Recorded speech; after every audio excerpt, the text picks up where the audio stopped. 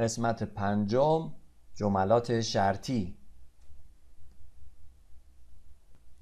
سلام و عرض ادب خدمت دوستان عزیز، امیدوارم حالتون خوب باشه.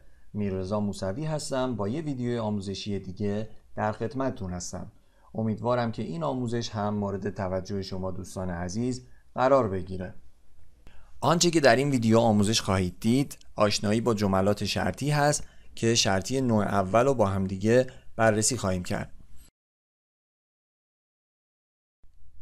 از جملات یا دستورات شرطی زمانی استفاده می کنیم که بخواهیم در صورت برقراری یک سری شرط ها یک سری دستورات اجرا بشه و غالبش هم به این صورت هستش که میگیم اگر یک یا چند شرط برقرار شد که اون شرط میتونه شرط منطقی یا مقایسه‌ای باشه که در نهایت یک مقدار true false برای ما برمیگردونه، یعنی درست یا غلط. اگر دستورمون درست بود دستورات بعد از then اجرا خواهد شد، در غیر این صورت دستور یا دستورات بعد از else اجرا خواهد شد.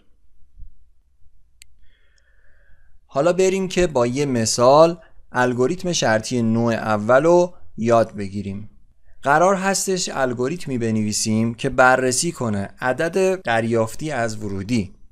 اگر زوج باشه توی خروجی بنویسه عدد زوجه، یا اگر عدد فرد باشه توی خروجی بنویسه عدد فرد هستش. طبق روال سابق برای نوشتن این الگوریتم اولین چیزی که می‌نویسیم شروع و بعد عددی از ورودی دریافت کنه و توی خونه نامبر قرار بده.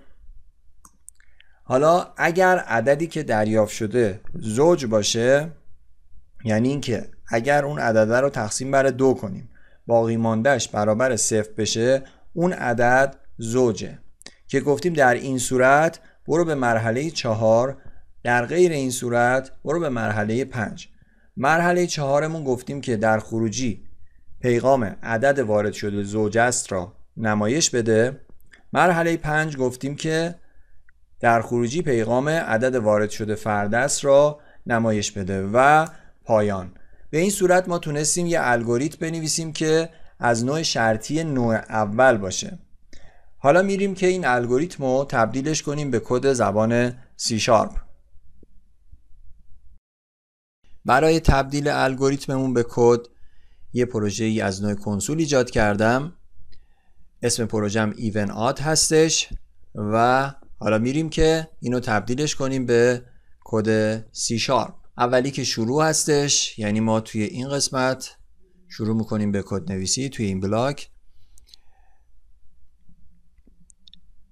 شماره 2 عددی از ورودی دریافت میکنیم و در خانه نامبر قرار میدیم.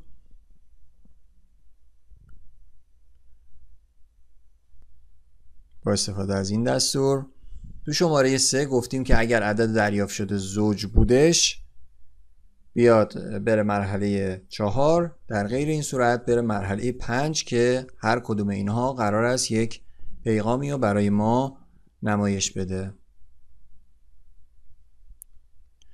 شرطمون رو می‌نویسیم اگر عددی که دریافت کردی باقی ماندهش بر 2 مساوی 0 شد، توی خروجی بنویس عدد وارد شده زوجه، در غیر این صورت بنویس عدد وارد شده فرد و یک کنسول دات ریتکی هم می نویسیم که صفحه رو برای ما نگه داره.